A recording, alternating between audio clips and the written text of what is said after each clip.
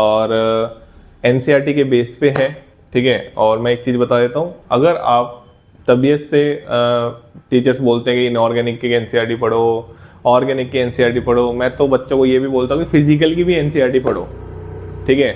आप पढ़ोगे ना, आपको पता लगेगा कि चाहे वो नीट का एग्जाम हो, चाहे वो जेई का एग्जाम हो, चाहे जेई एडवांस ही क्यों ना हो, क्वेश्चन सीधा सीधा आ जाता है, कोई बड़ी बात नहीं है, लाइन लिखी हुई आ जाती है थ्योरेटिकल में, ठीक है ना।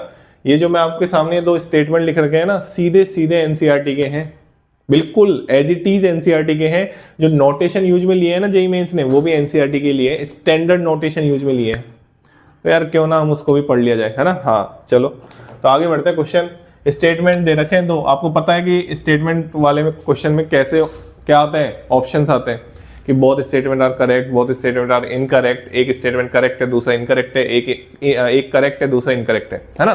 तो मैंने ऑप्शन नहीं लिखे, वो आपको अंडरस्टूड है, ठीक है। मैं दोनों स्टेटमेंट को बता देता हूँ आपको। इसने बोल रखा है molar depression constant is constant KF is given by this.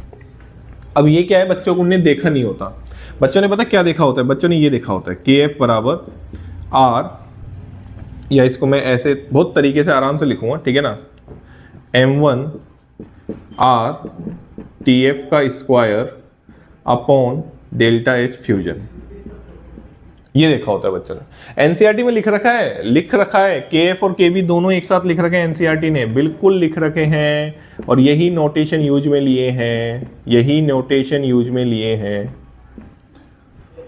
अब इसको इस तरीके से बनाना था, अब क्या करना था आपको, कुछ भी नहीं करना था बच्चा। मतलब ये क्वेश्चन, मतलब मैं कह रहा हूं ना कि अगर तरीके से पढ़ोगे ना तो मतलब कोई ऐसा वो नहीं है मेंस तक, तो इवन बिल्कुल एडवांस में दिमाग की जरूरत है, लेकिन मैं ऐसे भी नहीं बोलूंगा मेंस में नहीं है, लेकिन मेंस में अगर प्रैक्टिस अच्छे करते हैं ना तो एवरेज माइंड वाला भी बहुत अच्छा स्कोर कर सकता है, अगर तरीके से पेपर को एनालाइज करके दिया जाए तो, है ना। हाँ चलिए, तो यहाँ पे आप ये वाली जो वैल्यूज है आप अच्छी तरीके से जानते हैं।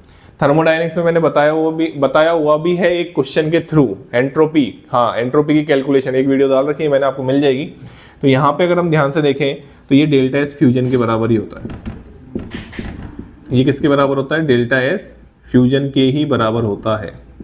मतलब डेल्टा एस फ्यूजन बराबर मैं लिख सकता हूँ, डेल्टा एस फ्यूजन बराबर मैं लिख सकता हूँ क्या, डेल्टा एच फ्यूजन, अरे बिल्कुल लिख सकते हैं यार, क्या टेंशन वाली बात है, टी फ्यूजन, ठीक है। ऐसे ही आप डेल्टा एस वेपोराइजेशन बराबर भी लिख सकते हैं, डेल्टा एस वेपोराइजेशन बराबर क्या लिख सकते हैं, delta H vaporisation divide by T boiling point.